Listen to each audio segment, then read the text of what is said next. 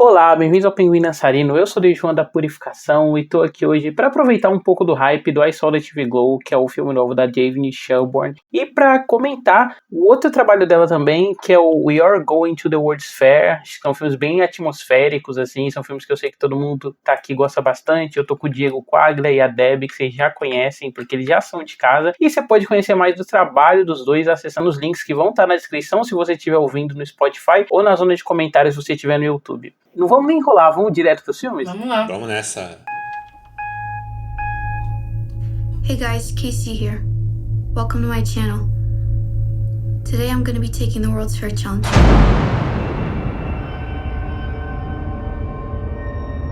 Tá, então eu queria começar perguntando pra vocês como vocês tiveram contato com o We Are Going to the World's Fair, que pra quem não viu ou não conhece o filme, ele é um filme que ele é basicamente uma grande creepypasta, assim, né? E a gente acompanha a protagonista fazendo um desafio de internet, um desafio que supostamente traz mudanças ao corpo, e é um filme que opera muito sobre essa lógica do coming of age, né? Mas ele consegue capturar essa sensação de estar descobrindo alguma coisa com a internet, né? Eu gosto muito de como a Jane Shelbourne ela trabalha o uso de telas no filme, e foi o que me deixou fascinado, assim, né, quando eu vi as primeiras imagens e tal. Eu já gosto bastante do Waiting Grade, do Bo Burnham, por ser um filme que ele consegue lidar com a internet de uma maneira que não seja muito denunciativa, né. Eu acho que, querendo ou não, a maioria dos diretores é uma galera de outra geração e que olha com a internet com um olhar mais temeroso, assim. E o que me pegou quando eu vi as primeiras imagens desse filme, né, foi justamente, tipo, nossa, como a tela tá aparecendo e como a pessoa tá se relacionando com ele. Você lembra o primeiro contato que vocês tiveram com o filme? Então, meu contato com o filme foi lá em 2022. Eu lembro que muitas pessoas da nossa bolha, assim, foram meio que adicionando ele no Letterboxd, assim, porque ele tinha vazado. Olha só, de novo, né?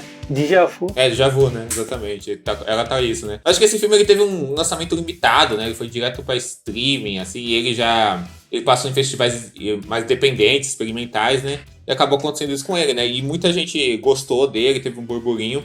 E eu fui atrás de ver quando ele vazou, né? E eu fiquei muito impactado com o filme, achei um filmaço, né? Porque eu acho que ele tem uma coisa... Ele tem isso que você falou, e tem uma coisa que a gente vai ver no I See the TV Glow também, né? I See the TV Glow. Que é essa coisa que eu acho que a Jane tem de transportar a gente para essa posição de espectador. E ter até o registro de você assistir algo como uma forma de construção de experiência sensorial, sabe? Então o tempo prolongado que a gente tá vendo aquela tela de computador... E aquela criança naquela tela de computador lidando com ela, se expondo pra gente. E essas diferentes telas que vão surgindo no filme são muito percebidas dentro de uma sensação dos sentimentos que ela tá transmitindo com aquelas imagens, sabe? Assim. Então, viver esse recorte da adolescência acaba sendo uma coisa muito assustadora e ao mesmo tempo muito emocionalmente fascinante, sabe? Você falou do 8th Grade, me lembrou muito... E a TV Glow me lembra também o cinema do Gus Van Sant, sabe? Essa coisa do tempo prolongado e da prolongação que a gente tem com as imagens para você ter um sentimento com o que aquelas imagens estão trazendo. E como aquelas imagens resistem jovens por esses tempos prolongados, esses planos que se estendem, essa visualidade, sabe? Assim, e o Gus Van Sant faz isso de um jeito mais cru, talvez, porque ele não aborda a questão das telas, né? Ele aborda a questão dos espaços somente que aqueles personagens jovens estão. Até porque os filmes deles, eles antecedem, né, o mundo das telas, que nem... Exatamente. Ele não tinha essa pira, né? Não tinha essa pira. Eu acho que a Jane leva essa pira pra dentro desse... Ela leva essa pira das telas pra dentro desse tipo de cinema, sabe? Eu pensei... Quando eu vi o We Are Going to the World's Fair, eu pensei muito no James Benning também, essa coisa do tempo prolongado. Então você tem um tempo prolongado com aquelas telas. Do jeito que no cinema do James Benning, a gente tem um tempo prolongado só com o trem passando numa região, sabe? E aquele trem passando naquela região diz muitas coisas naquele plano aberto e tudo isso que vai seguindo esse trem continuamente só pela forma que aquele trem dialoga com aquela região, sabe? O que aquele trem diz, o que aquela sensação dizem, sabe? Então é um cinema de sensações que muito me agrada e que eu acho que consegue transmitir muito bem essa expressividade da adolescência e das telas. Deb. Então, é que assim, logo na pandemia, quer dizer, no segundo ano mais ou menos, acabei montando, né? Tipo um clubinho de 3 pessoas de cinema semanal que eu faço com os amigos na internet. E aí toda semana a gente vê um filme. E a gente meio que criou isso como uma desculpa porque a gente tava conversando que tem um monte de filme que a gente quer ver, a gente não senta pra ver. Então se a gente sentar nós três pra ver, a gente vê o filme. E aí logo quando saiu o torrent de We're Going to the World's Fair, uma das minhas amigas escolheu esse filme porque ele tem uma ponta de 3 segundos de uma youtuber que a gente acompanha, que o nome dela é Nix Fears, que ela fala de cinema e livros de terror e tudo mais. É literalmente uma ponta de 3 segundos, sabe? Que ela só aparece, nas telas, né? No meio do público do ARG. É uma coisa comum, inclusive, né? Desses filmes desktop horrors, assim. Vários deles, tem essas celebridades que fazem sucesso. Então vira um jeito de se atrair público. Então. E a gente foi ver esse filme por causa dela. E aí eu não sabia sobre o que era o filme. Eu não fazia ideia. E eu lembro que quando eu terminei de assistir, foi uma coisa que ele mexeu muito comigo, sabe? Porque eu acho que ele captura muito bem uma atmosfera de ser uma adolescente do Tumblr em 2012, sabe? Nossa, que nem eu era. E eu fiquei pensando, assim, eu gostei muito do filme. E eu fiquei pensando, esse é um filme que ou ele vai bater com você ou não vai. Ou você vai entender, sabe, esse microcosmo de vida na internet cibernética que existia naquela época, ou você não vai entender nada. Ao mesmo tempo que eu acho que, a construção de atmosfera, né, esse climão que a Jane consegue criar fazendo o filme, pega muito, né, eu acho que, às vezes, por exemplo, a pessoa pode não ter tido a vivência, mas você se pega levado pela atmosfera, assim, ou, sei lá, você espelha para algum outro momento da sua vida, né. O Diego falou do Gus Van Sant. Eu acho que em ambos os filmes eles têm esses retratos meio melancólicos da adolescência, só que essa melancolia, ela não vem de um melodrama, ela não vem de algum grande acontecimento narrativo, né, mas desse prolongamento temporal, mas porque esse prolongamento temporal é sinônimo de crescer, né, isso é uma coisa que tem muito nesse filme, assim.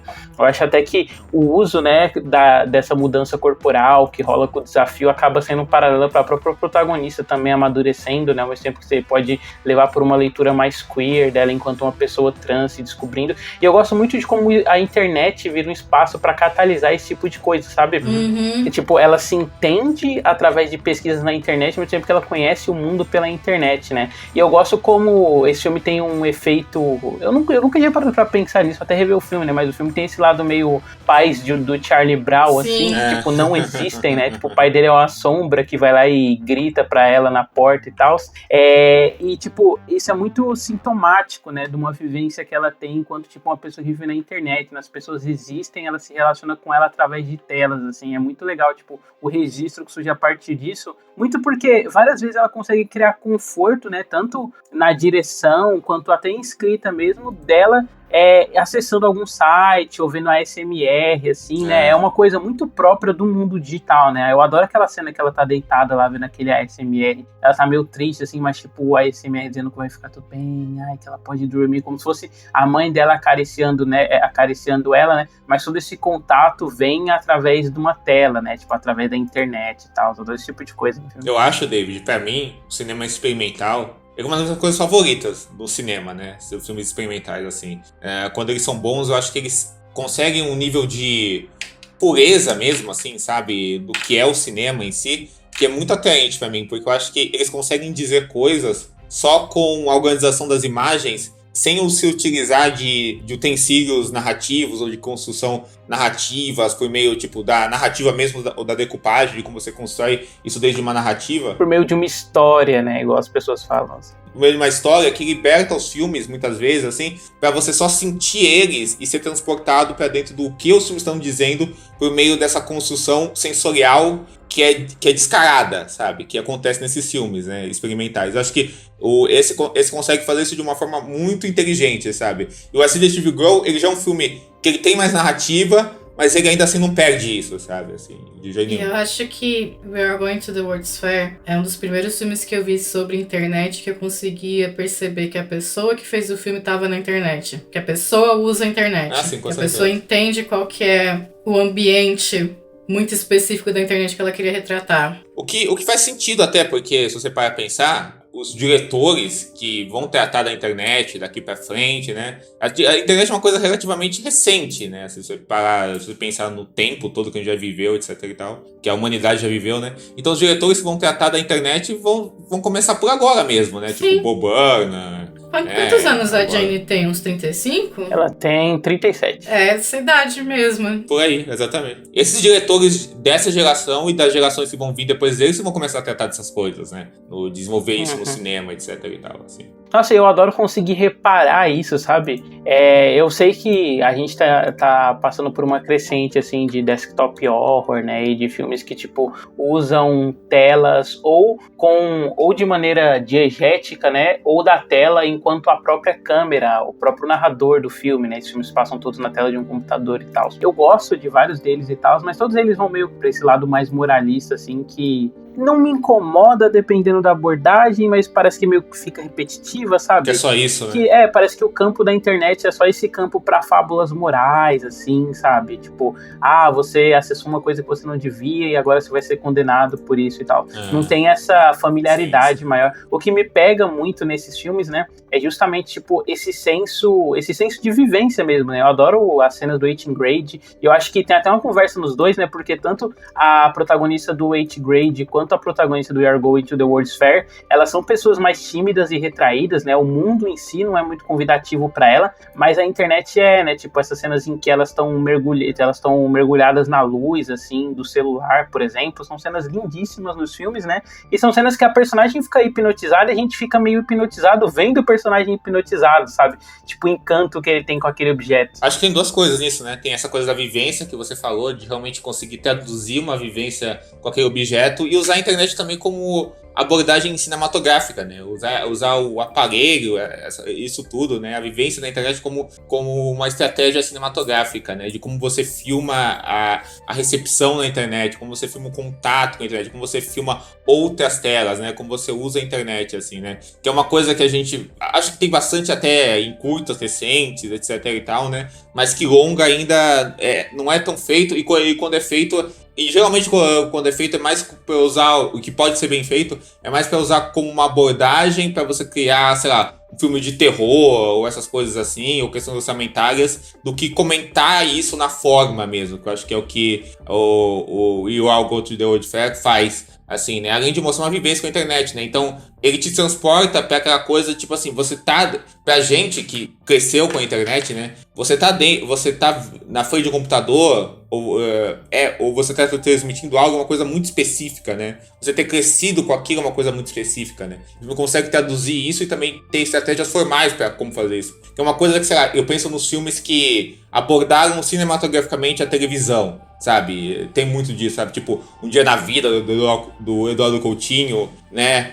O Pentelho, do Ben Stiller, sabe? Eles tinham muito isso, sabe? Eu sabia que esse filme ia surgir. De como você filma a televisão, de como você transmite a televisão, sabe? De como você transmite o que você tá transmitindo, né? Pela TV e o que a televisão impacta em você. Acho que esse filme tem isso com a internet. E, curiosamente, ela é tão obcecada por essa coisa da transmissão, né, que o próximo filme dela vai já falar da televisão também, né, dessa coisa. Sim, sim. Essa que é uma abordagem de televisão, que são filmes mais sobre a melancolia, a solidão de você ser um tipo específico de adolescente, e que aí essas mídias são meio que o veículo através do qual você se encontra. Nossa, sim. Total.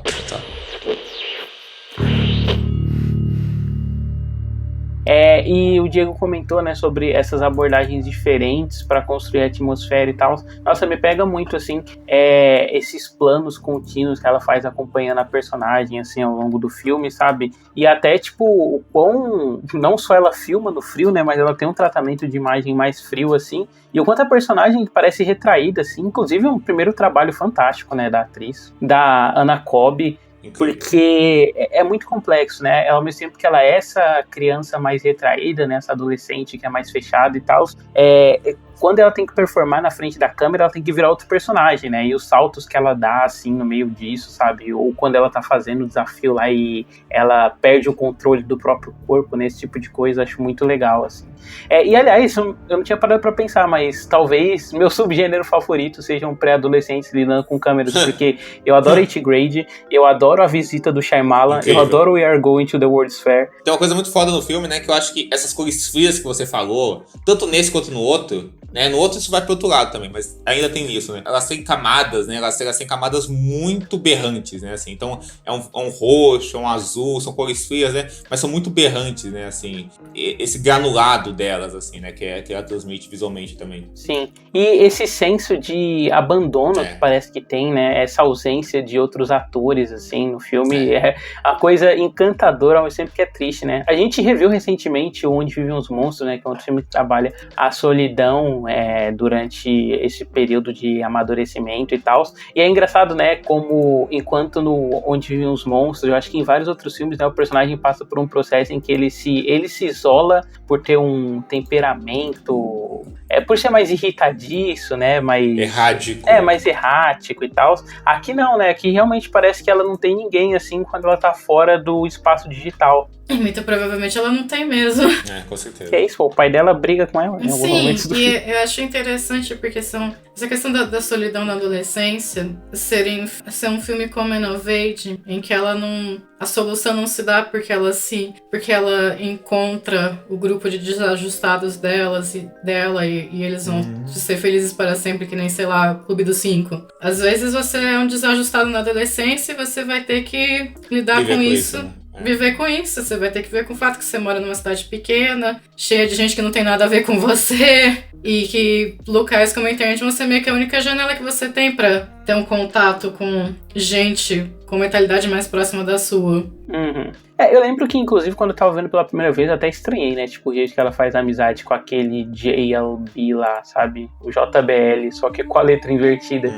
Porque, tipo, essa coisa, né, do adolescente conhecendo adulto, nossa, será que o filme vai fazer algum comentário em torno disso? E aí, o que poderia, tipo, cair num comentário mais simplista, na verdade, vira um mergulho na cabeça de um adulto meio melancólico, assim, que, tipo, o que a menina tá passando durante a adolescência, né, de mudança, ele tá passando durante uma fase da vida dele em que ele é mais estável, assim, sabe? É quase um alienígena, assim, em todo esse mundo e na narrativa que tá acontecendo. Mas é engraçado porque é um outro tipo de amadurecimento, né? É um tipo de autoentendimento que ele tem enquanto adulto, que é quase um espelho, no sentido, tipo assim, mostrar o que a gente tá vendo com a menina, só que é o contrário, com ele, né? Não, que eu me lembro que quando eu vi esse filme, eu interpretei que ele era um dos criadores, sabe, do jogo. Sim. Que tanto que era por isso que ele se preocupou muito com ela, acho que até por uma coisa meio tipo, mas será que ela não tá levando isso muito a sério? Será que isso não vai afetar, né, a vida dela? E eu acho que é meio essa coisa mesmo, sabe, do adulto solitário que vê a criança solitária e fica preocupado, né, tipo, será que, poxa, né? Ela vai acabar que nem eu.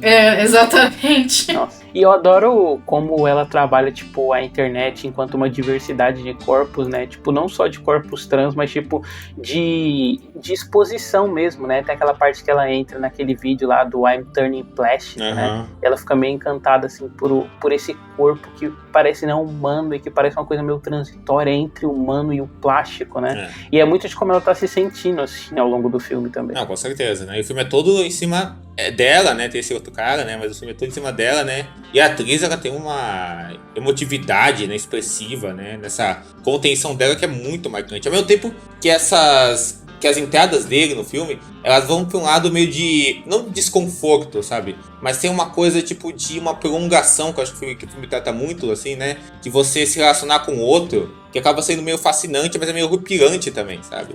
Mas você se sente meio...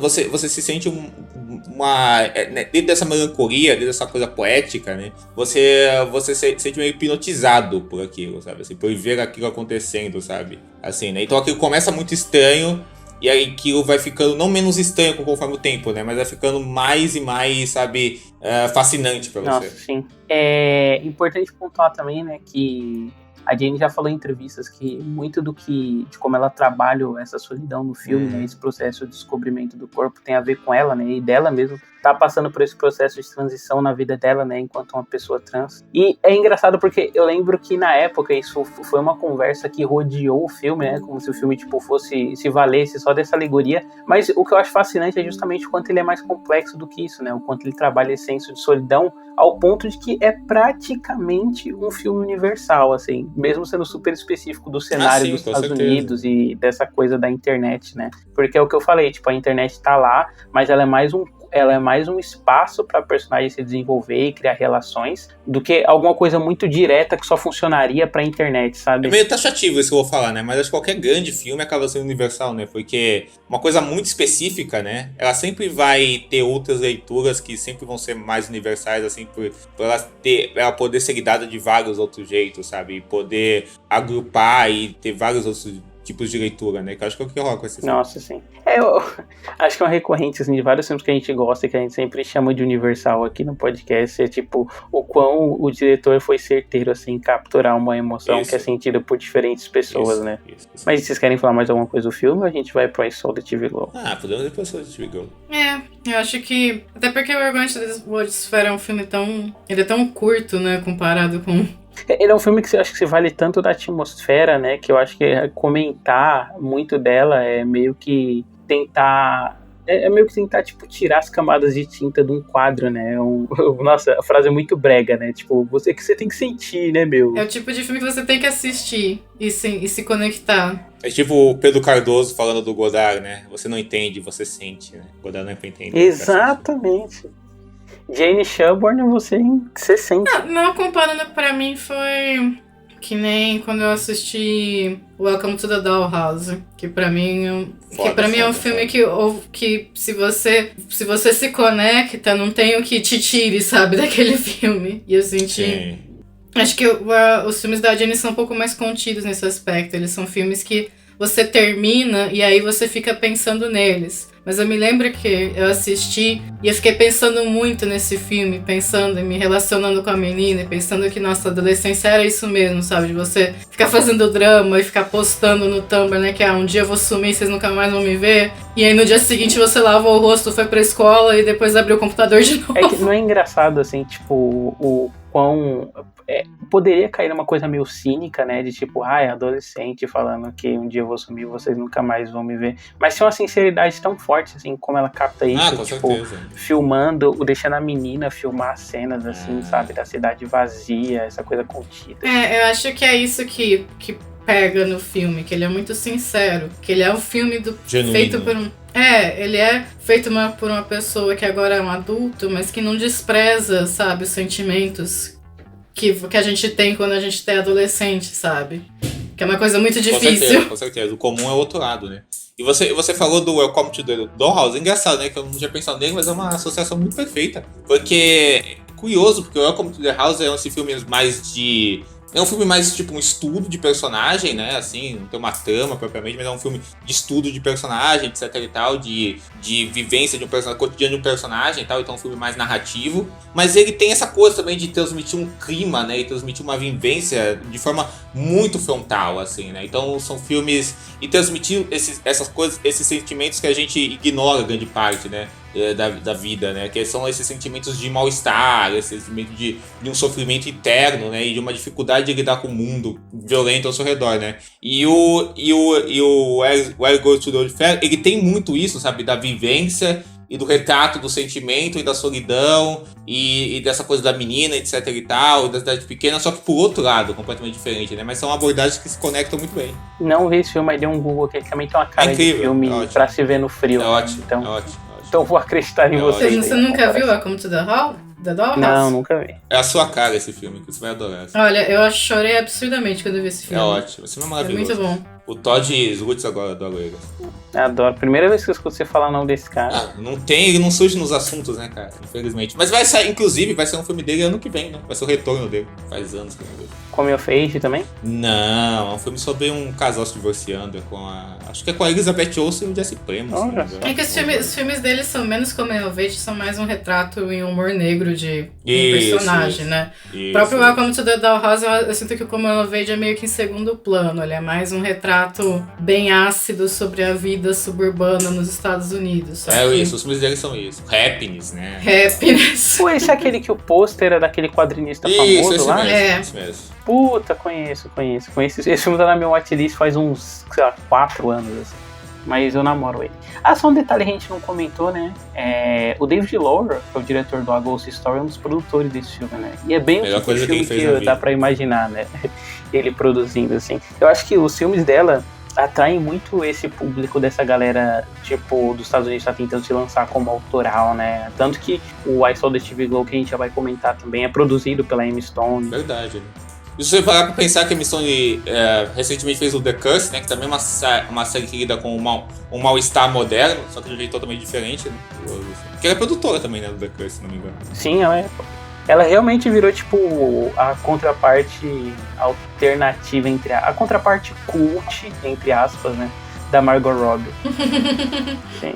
Aliás, minto, o melhor jeito de escrever é que era a contraparte art house. Estou fazendo aspas aqui com da Margot Robbie.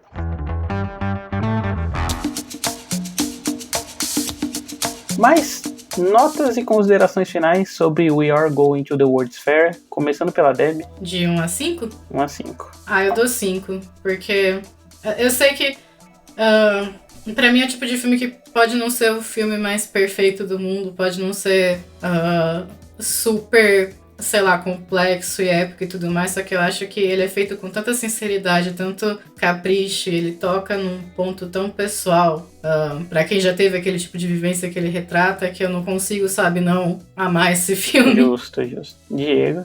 Eu vou dar 4,5 pra ele, assim, quem sabe revendo realmente pra 5, né, já que eu amei muito a City TV Girl, e é realmente um filmaço. Eu acho, né, acompanhando o que a Deb disse, né, que eu acho que, cara, toda a elaboração que o filme tem pra transmitir esses sentimentos por meio das telas, né, e por meio de como ele te confronta com essas telas, né, te faz navegar por dentro dessas telas, e também de como ele consegue retratar e registrar uma coisa que eu gosto muito de cinema, né, usar elementos puramente cinematográficos para registrar sentimentos, né? E te organizar por dentro desses sentimentos, te fazer flutuar com eles e dizer coisas só com esses elementos, sabe? De imagem e de encenação, dos usos dos elementos que estão lá, assim, né? Eu acho que tudo isso, e ele ter esse tipo de leitura tão ampla e tão sofisticada mesmo, né? Que a gente já falou aqui, né? Que é tão emocionalmente impactante. Eu acho que já mostra que é um filme muito complexo, assim, sabe? E é um filme muito atraente, sabe? Tanto visualmente quanto em questão temática e de como ele usa. É uma coisa que eu acho que a Jane é muito boa. Ele usar o visual como exposição temática, sabe? Assim, sabe? De construir esse clima atmosférico que diz tudo que precisa ser dito, sabe? Então, filme 4,5. Eu vou com 4,5 também. Talvez eu desse 5, assim, se eu não tivesse visto I Saw the TV Glow, que eu acho que deu uma crescida, e aí, tipo, o outro empalideceu. Não porque ele seja um filme menor, nem nada do tipo, mas eu acho porque ela se refinou muito no I Saw the TV Glow. E aí, é foda falar virou obra-prima dela, né? Ela só tem 2 filmes. Até agora, mas virou meu favorito, assim, dos 2. Então 4,5. Adoro o jeito que ela captura essa vivência na internet, adoro todo o trabalho de construção de atmosfera, assim, é um filme que eu sempre recomendo que as pessoas vejam no frio, eu acho que ajuda, sabe, você se sente triste e procurar um aconchego igual a protagonista tá procurando e tal, e eu sou um grande fã desses diretores que conseguem construir uma presença eletromagnética só com movimentação de câmera, trilha subindo, né, uma coisa meio Serial Experiments Lane, The Vast of Night, uma coisa cinema do David Lynch, assim, uma coisa que sempre bate muito forte comigo. E pra quem não viu e só está vendo as pessoas adicionando pôster no Letterboxd, adoidado aí, o I Saw the TV Glow, Deb, sobre o que trata. It was raining last night and I couldn't sleep. So I started my favorite TV show again. The Pink Opaque.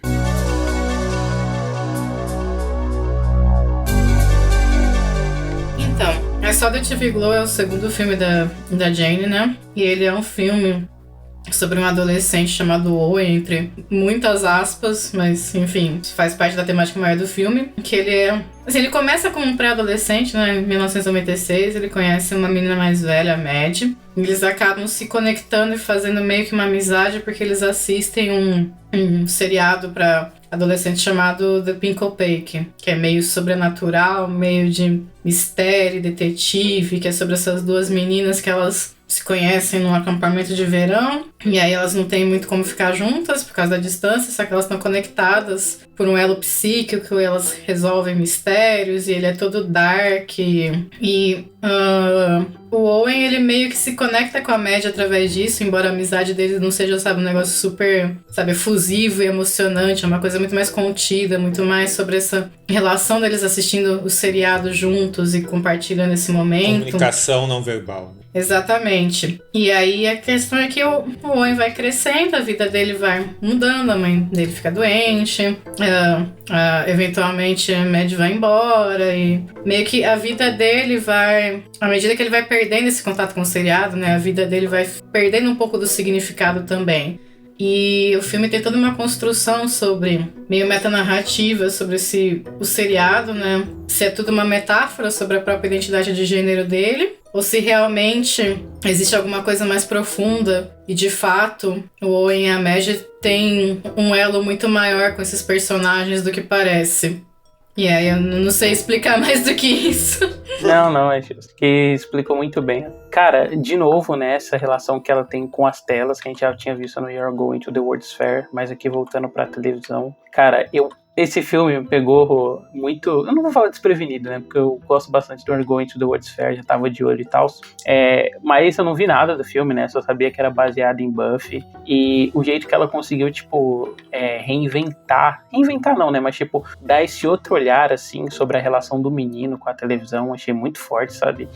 Toda essa questão da identidade de gênero e como, assim como no You're Going to the World's Fair, né? Essa dissociação social, ele se encontra e ele vive através da televisão, acho fantástico. Adoro a cena de abertura que tem aquela transição, né, dele olhando pra TV enquanto a bandeira aparece no olho dele, a cor da bandeira, do rosto e da TV vira uma só, assim. Ele, nossa, cara, é um negócio fantástico, de verdade. Eu acho que é um filme, ao meu ver, que ela consegue... É muito foda isso, porque ela consegue fazer uma história que é mais narrativa, né? Que os personagens estão mais marcados, né? Tipo, apesar de ser um filme que vai para um lado também do surreal e da não linearidade e do fluxo e do sensorial, mas são personagens mais marcados, né? O Owen, a amiga dele, etc e tal. Só que eu acho muito foda como ela consegue retomar os temas do filme anterior dela, expandir eles, assim, e tratar eles de outra forma. Então, um filme que também te trata sobre uma relação de refúgio numa tela, de vivência com uma tela, mas e de como essa tela acaba sendo uma extensão da sua vida também, né? E um refúgio da sua própria vida, né? E pra te inserir dentro disso, ela reconstrói cenas e filma essas cenas como se a gente estivesse vendo um episódio de Buffy e do próprio personagem reagindo a isso e sentindo isso, sabe? E dessa relação dele com aquela obra mudando, de como essas obras, as imagens dessas obras, as narrativas dessas obras, o que essas obras significam, né? O que elas transmitem. Você chegar em casa depois de um dia desgraçado, você ligar a televisão e ver o seriado que você gosta, o quão isso te impacta, ou ver um filme que você gosta, um programa que você gosta, o quão isso te impacta e como isso serve de refúgio pra você. Ainda respeitando essa construção sensorial que ela já tinha no filme passado, expandindo isso, né? Nas inserções de imagem, nas cores, sabe? Assim, do que ela vai tratando, assim, e de usar essa abordagem mais intimista das interpretações, um certo desconforto. E você vê aquele ator compondo Owen, sabe? Assim, que ele sempre ele tá desconfortável em cena e ele compõe o personagem de forma desconfortável. Nossa, sim, cara. Inclusive, Justin Smith, que é um ator que eu não ia com a cara dele, assim, achava ele péssimo em The Get Down e apático em Detetive Pikachu. Nossa, aqui é fantástico, né? O jeito que ele consegue reinventar a fisicalidade dele pra essa coisa mais contida, assim. E como ele mesmo vai fazendo a transição temporal, né? Tipo, ficando cada vez mais reprimido e o jeito que a maquiagem é feita nele pra, tipo, não só envelhecer ele, mas pra deixar o corpo dele decrépito conforme ele fica velho, conforme ele nega a identidade dele mesmo, né? E eu acho que é uma coisa que, tipo assim, ele não parecer um adolescente, coloca ainda mais a gente naquela situação de desconforto e melancolia, sabe, assim. E pra mim ficou muito evidente isso. É porque parece que, tipo, ele não faz parte daquele mundo, né? Olha só, né? Literalmente.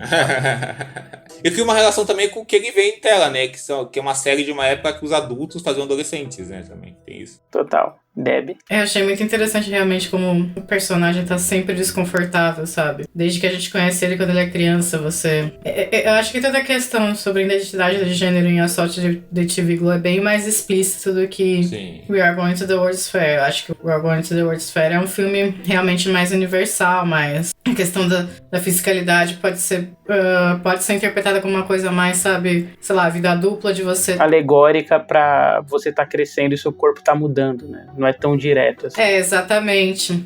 Que é uma coisa que não é o que acontece em Assault TV Glow. Assault TV Glow é bem mais explícito em relação à questão trans e tudo mais. E eu achei muito fascinante como ele interpreta, né, esse desconforto, e como ele vai ficando cada vez mais... Como é que eu posso falar isso? Mais encolhido à medida que ele envelhece. Quando ele tá o final do filme, quando ele tá na meia-idade, sabe? Como ele é quase um fiapo de gente preso num corpo que ele não sabe lidar, que ele nunca aprendeu a lidar. E aí você faz todo o paralelo com o fato, né, de que mas será que essas personagens existem mesmo? Será que é tudo uma metáfora? E eu acho que, pra mim, pelo menos, essa questão de se elas existem mesmo ser uma metáfora, meio que não importa, porque independente da Isabel ser real ou não, ela tá morrendo dentro do Owen. E ele é a única pessoa que pode deixar ela viver. No caso tem essa dicotomia, né? Tipo, entre o que é metafórico, o que é literal, assim, dentro do filme. Mas eu acho que o filme lida com ela tão bem, tipo, é literal ao mesmo tempo que essa literalidade serve como metáfora, sabe? Sim, com certeza. Não é que ele é uma coisa nem outra, ele é as duas coisas, assim. Porque, por exemplo, toda essa relação que ele tem com essas meninas é tudo muito palpável, né? Tipo, tudo muito presente, assim, na realidade dele, né? Tudo muito crível e verossemelhante. E aí, conforme o filme vai passando, tipo, ele vai olhando para aquilo de um jeito que soa alegórico, né? Como se aquelas pessoas representassem um lado da vida dele que ele reprimiu e tal, e a própria relação com o programa de TV também.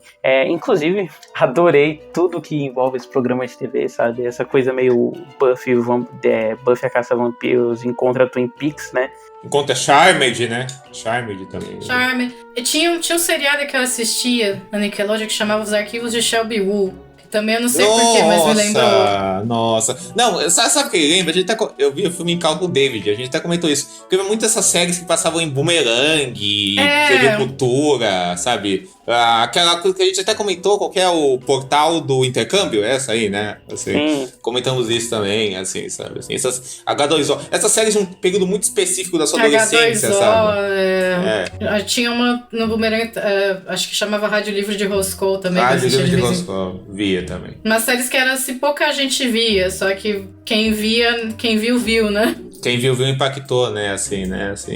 E essa coisa do granulado também, né, essa coisa de uma estética muito específica de uma época, né, assim, estética né. meio VHS. Né? Exatamente, sabe, assim, de um transporte pra um momento, né, tanto é que o filme tem aquele comentário, né, quando ele revê aquilo, né, perto do final do filme, já não é a mesma coisa pra ele, né, assim, né, já não é uma coisa, é o que acontece também, né. Então, é engraçado, né, porque tudo é um filme muito mais explícito na metáfora que ele faz, de gênero, etc e tal, mas ele também fala de uma coisa universal, né, que é essa relação com mídia, né, assim, de como a relação com mídia tá ligada ao nosso próprio emocional, ao nosso próprio sentimento, etc e tal, assim, e todas as complexidades, contradições e coisas particulares que rolam dentro disso, né. Uhum.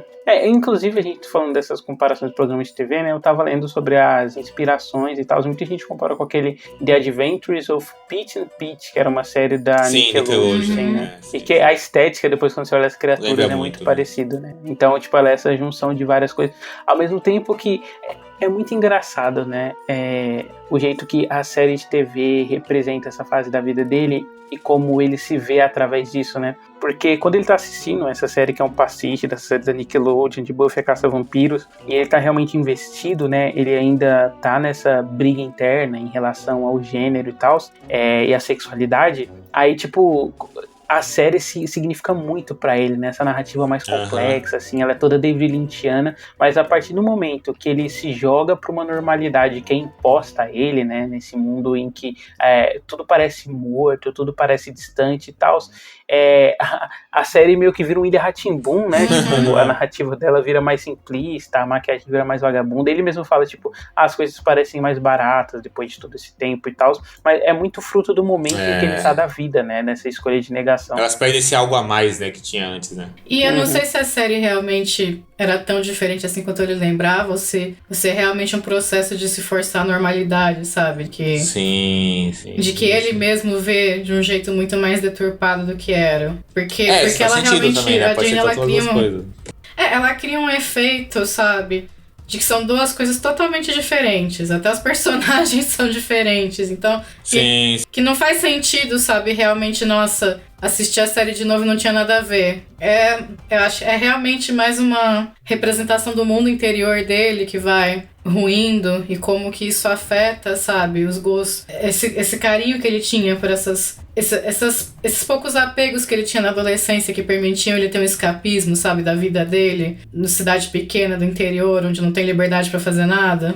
Não, com certeza. E acho que essa falta de liberdade que o filme vai transmitindo, né? Até o momento que ela rompe totalmente de um jeito surreal e, tipo, afeta ele fisicamente mesmo, assim, de todas as formas. Eu acho que tem uma parada muito foda, que eu acho que é como o filme vai abrindo o quadro, sabe? Assim, ele vai abrindo os planos, assim, sabe? E mostra, como a Debbie falou, ele cada vez mais encolhido, né? E tudo isso, mas ela faz uso de planos muito abertos, assim, pra demonstrar isso, assim, sabe? Dos espaços, daquela cidade, dos locais que ele se desloca, né, também os momentos com a amiga dele, né, e várias inserções estéticas dentro disso, né. Eu amo aquela cena que tá só a média de quadro e vai aparecendo aquelas várias palavras, né, ao redor dela, assim, e a cena tem toda uma visualidade muito específica, que vai todos nesses tons muito berrantes, né, que a Jane gosta de explorar. Uhum. Sim, e até o jeito que, tipo, ela pensa a montagem, né, e as ações dele, tipo, vai muito de encontro com essa dimensão emocional dele, né. Durante o filme a gente vê essa cena dele acampando em vários momentos e tal, e aí no fim das contas, tipo, esse fogo que ele apaga no final é a negação que ele vai passar, né, pela identidade dele, assim. Adoro, inclusive, o jeito que o filme salta de tempo, assim, e mostra como o passar do tempo foi doloroso. O Diego comentou nessa coisa do tempo comprimido lá nos filmes do Gus Van Sant, no We Are Going to the World's Fair, e isso aqui existe, né, até com a maior finesse, talvez por conta do orçamento também, né, tipo, no jeito que ela filma ele pelos cenários da escola, né, esses corredores que nunca acabam e tal. E também nessa coisa de que quanto mais você envelhece, mais o tempo passa rápido mesmo, que isso é uma coisa engraçada, né, porque eu tava falando semana passada pros alunos lá do Fundamental 2, né, de que eles estavam reclamando das férias e tal. Eu falei, gente, mas falta 2 semanas pras férias. Nossa, ainda falta 2 semanas pras férias, isso é muito tempo. Eu pensei, mas gente, 2 semanas você piscou e chegou, sabe? Vocês não... Pô, que papo de professor, hein, Débora? Fazer o quê, né? É o que ela é, né? É o que ela é. Você se forma e vê um pacote de comentários que você tem que fazer em sala de aula. É impressionante. Mas que é isso mesmo, mas que eu sinto que é um pouquinho disso, sabe? De que o tempo passa muito devagar até o momento em que ele começa a passar rápido demais. Até você perceber, né? É verdade, é isso mesmo. Até você perceber que ele passou, né? Até você dar conta disso. Que é uma coisa que a própria Maddie fala pra ele quando ela tenta reencontrar o Owen. Que ela fala, né, que quando eu percebi já tinha passado 1, 2, 5 anos, 10 anos, sabe? E o momento se perde. E eu acho que também essa questão, tem um certo questionamento, sabe, sobre o que é o momento que se perde. O momento se perde mesmo?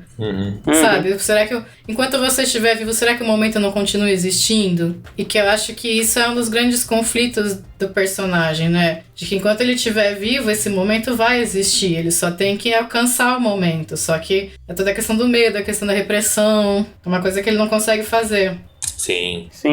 E todo o retrato de homens do filme, né, cara, tipo, eles são todos agressivos em relação a ele, seja o pai, seja os colegas de trabalho, né, tem sempre essa imposição, assim, em relação à performance de gênero que ele deveria estar fazendo e tal, e que ele parece que tá sendo sempre condenado por não estar fazendo, né, inclusive, tipo, toda essa coisa do programa ter sido cancelado lá na 5ª temporada e tal, é um negócio narrativo que ressoa muito forte, né, no mundinho emocional dele, tipo, quando ele fica preso às reprises e tal, e o quanto, tipo, parece que depois do fim do programa ele fica meio que sem saber o que fazer até reencontrar ela, e ter toda aquela discussão de se a vida deles, na verdade, não é uma existência que foi separada, né, quando eles não conseguiram vencer o vilão e tal. E que de novo, entra nessa coisa de que pode ser tudo isso ao mesmo tempo. Pode ser que de fato, sim, eles são a Isabel e a Tara que estão presos no mundo que não é deles. E pode não ser, mas eles são, sabe? Sim. Porque mesmo que seja só uma série e tal, o Owen é a Isabel, sabe? A Mad é a Tara, eles estão presos no mundo que não é deles. Isso, exatamente. Inclusive, já que você falou de Tara, muito foda quando aparece a Tara de Buffy. Muito foda. Sim, Amber Benson, né? Não tem como, ela fez pra gente esse easter egg, né? Ela ficou pensando, putz, que ator de Buffy eu vou conseguir colocar aqui? Quem que não tá fazendo absolutamente nada? E aí foi. Tinha outras opções, gente, não tá fazendo absolutamente nada, né? Sejamos sinceros. Mais ou menos, né? Tipo, você podia pegar a atriz que faz a Anya, por exemplo, mas ela tá fazendo série pra Disney e aí, sabe? Os outros estão consideravelmente mais ocupados. Porra, muito foda. Eu adoro todo o design de maquiagem também, de prótese do programa de TV, né? Sim. Não só porque ele consegue capturar bem o que era a coisa na época, mas porque existe uma síntese, assim, tipo, entre esses signos de amadurecimento, né? E em contraste com a infantilidade que existe no programa, né?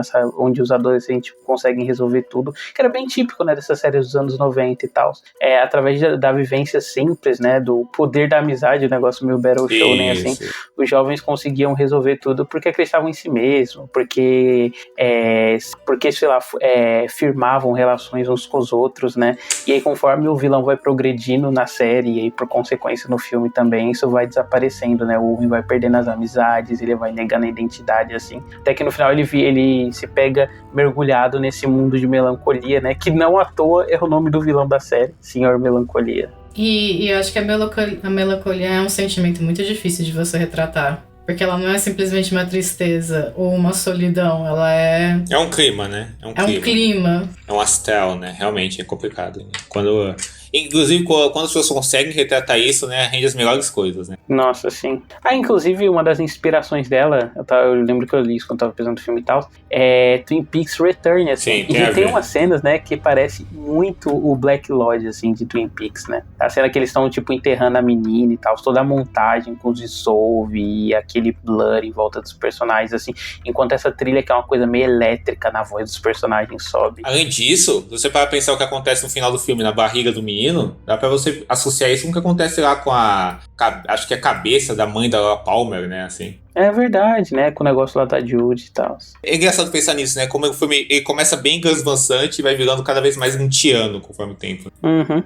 Isso é uma coisa que ela já falou várias vezes, né? Que ela quer trazer pra direção dela, não só um estilo lynchiano, né? Mas ela fala que, tipo, a coisa que ela mais gosta em filmes é quando o diretor consegue propor um mundinho à parte, assim, sabe? Que você, tipo, é engolido por esse mundinho. É uma coisa que ela sempre tenta fazer no cinema dela. Com certeza. Esse já vai pra essa direção um pouco, né? Tem a Phoebe Bridges aparecendo nada, etc e tal, né? Assim, é uma coisa bem de convívio com aquele mundo, né? Que vai ganhando outras proporções, né? Que é uma coisa bem lynchiana também, né? Tipo, um artista aparecendo numa cena musical, assim, que os personagens estão vendo como se eles estivessem vendo realmente uma apresentação musical, assim, né? Engraçado. Sim. Não, aquelas cenas lá podiam ter saído direto da terceira temporada de Twin Peaks ou de qualquer temporada de Buffy, né? Que tem o bronze lá, que é só pra ter esses shows. Total.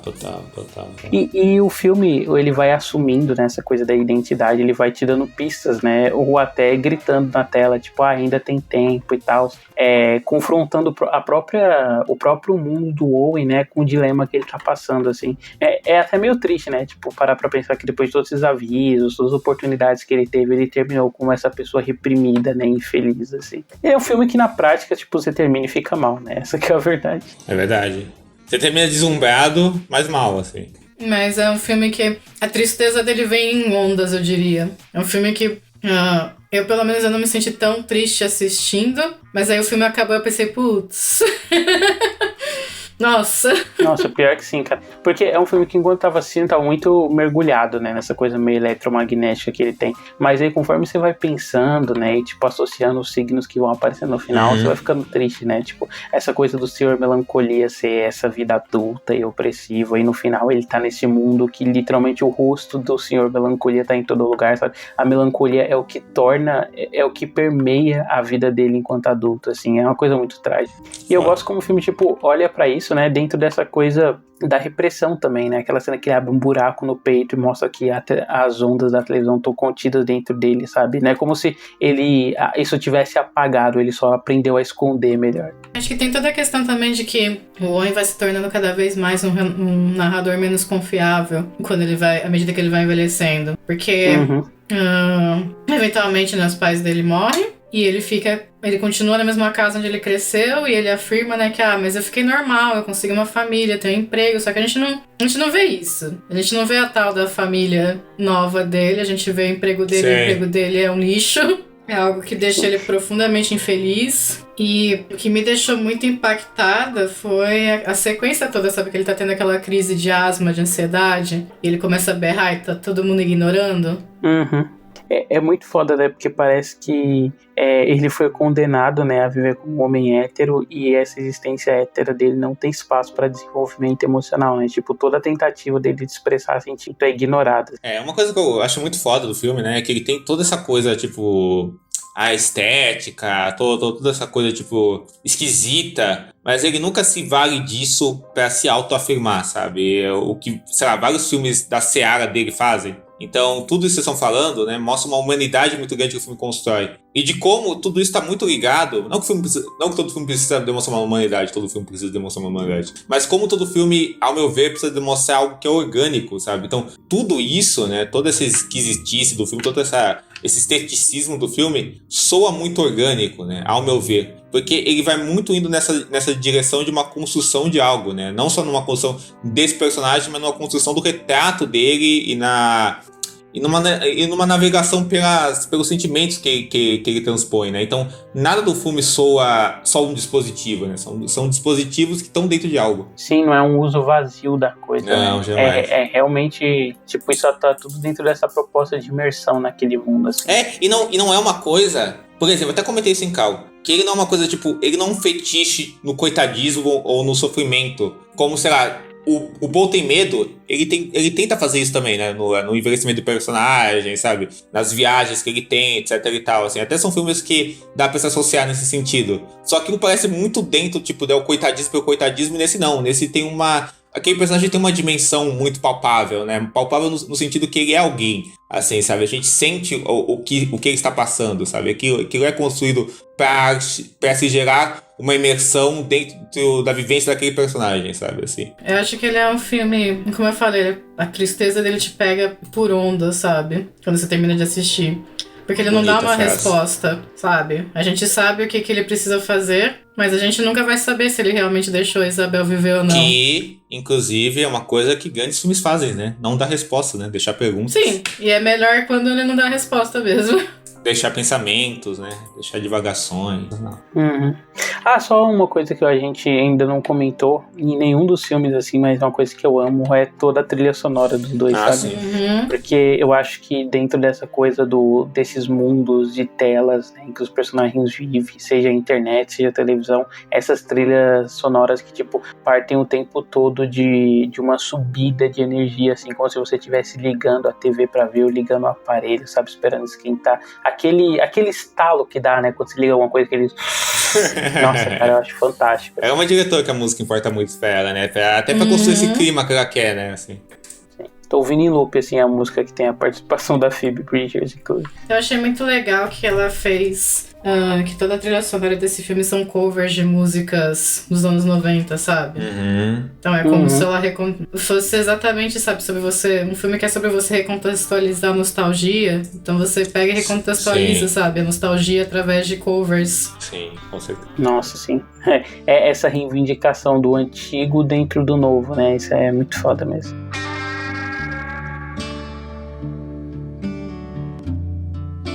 Então, suas notas e considerações finais. E se vocês colocariam J.D. Shelburne como diretor em ascensão, assim, pra se ficar de olho, como estrela como possível nova estrela da geração, sim ou não? Começando pelo Diego. Cara, começando pelo final, com certeza. Acho ela das diretoras dessa nova fase do cinema, né? Dessa geração dela, que das mais promissoras. Então, com certeza, acho que ela tem tudo pra se tornar uma estrela dessa geração dela de diretores, cineastas autorais, assim. Dessa geração dela e dessa nova leva de filmes, assim. E de melhores diretores que estão trabalhando atualmente. Então, e que tem poucos filmes e que são muito promissores. Então, acho que com certeza ela tá nesse panteão, sim, sabe? E lá no topo, assim. E a minha nota pro filme é 5. Acho um dos melhores filmes desse ano. Assim, um dos meus filmes favoritos desse ano até agora. E é um filmaço. Acho que ela requinta tudo que ela já fez no Let's Go to the World Fair. Representa coisas dele, só que também direciona essas coisas para outros lados, em outras obsessões, faz coisas diferentes, assim, expande os horizontes dela mesmo. E também acho que ela consegue lidar com uma trama que é mais narrativa, assim, apesar de ainda ser muito não linear, sabe, não seguir uma linearidade tradicional, fazer um cinema tradicional, assim, puramente. Essa narrativa clássica. Isso, exatamente. E consegue fazer isso de um jeito que ela não perde, né, os estímulos mais que são mais atraentes, né, cinematograficamente, esteticamente e de maneira sensorial que ela já tinha apresentado. Ela expande eles. Então, filmaço, assim, 5 estrelas e isso aí. Nossa. Debbie? Eu acho também que é um filme em 5 estrelas, porque We're Going to the World Fair eu dei 5 estrelas mais por uma questão emocional mesmo, de como ele mexeu comigo, mas eu acho que I Saw the TV Glow é um filme bem realizado, sabe? Você percebe que ela tem mais confiança na mão dela pra dirigir, tem mais domínio, tem mais orçamento, é um filme um pouco mais longo também, né? E eu sinto que ele também... São 2 filmes muito ambiciosos, mas eu sinto que a Saw the TV Glow é um pouquinho mais ambicioso em algumas coisas que ele tenta fazer, talvez exatamente porque a forma como ele aborda certas questões e como ele deixa as dúvidas pro público, né? Como ele te obriga a pensar e continuar pensando nessas questões depois que o filme acaba. E eu acho também que a Jane Elman vai ser... mesmo se ela não for tão famosa quanto outros diretores cultzinhos, assim, eu acho que ela é um nome que vai ficar mais conhecido ainda. Ela só tem 2 filmes, né? Mas eu acho que à medida em que ela conseguir fazer mais coisas, né? As pessoas forem conhecendo os filmes da Jane, eu acho que ela vai se tornar um nome, assim, bem falado. Com certeza. Eu acho que qualquer coisa ela vira tipo uma Carrie Richards, sabe? Que é a melhor diretora da geração dela, né? Contando qualquer gênero, né? Mas pouquíssima gente conhece, mas quem conhece ama, assim. Então, com certeza ela vai ter sua devoção, assim, né? Eu acho que talvez ela nunca vá se tornar, assim, super conhecida, mas que ela vai ser conhecida bastante pra ter um following, sabe? Com certeza. Nossa, total. Também acho um dos melhores filmes desse ano aí. Vai se fuder, Charles Kaufman. É assim que você faz um filme cheio de alegorias, assim. Boa. Um filme excelente. Acho que é um filme que expande tudo que ela já tinha feito, né? No We Are Going to the World's Fair. E, tipo assim, ela expande e ela também trabalha de jeito diferente, né? A escolha da televisão traz outras possibilidades para ela, né? Para brincar com esse recurso de VHS e essa disparidade, assim, entre imagens, né? Que já tinha pincelada, assim, no We Are Going to the World's Fair, mas aqui volta com ainda mais força, né? Você percebe que ela cresceu mesmo enquanto cineasta, né? Durante em como se acompanha a decupagem do filme, né? Esses planos contínuos que ela faz, ou momentos de transição em que ela fica projetando a sombra no espectador, no protagonista, ficando assim, sabe? Como se, tipo, existisse uma dicotomia, né? Uma dualidade entre a TV e a não TV, e que essa grande briga em torno disso e tal. Enfim, achei fantástico, um dos melhores desse ano aí, 5 também. Olha aí, o filme Clube do 5 aí, né? porra, tem 5. Mas é isso, se você gostou desse programa, cogite assinar o nosso Apoia, você tem várias recompensas em telas, ter o seu nome lido nesse programa, como é o caso do Zé Renato e do Hermano Menezes. Então é isso, até semana que vem com o próximo episódio. Falou, gente. Tchau.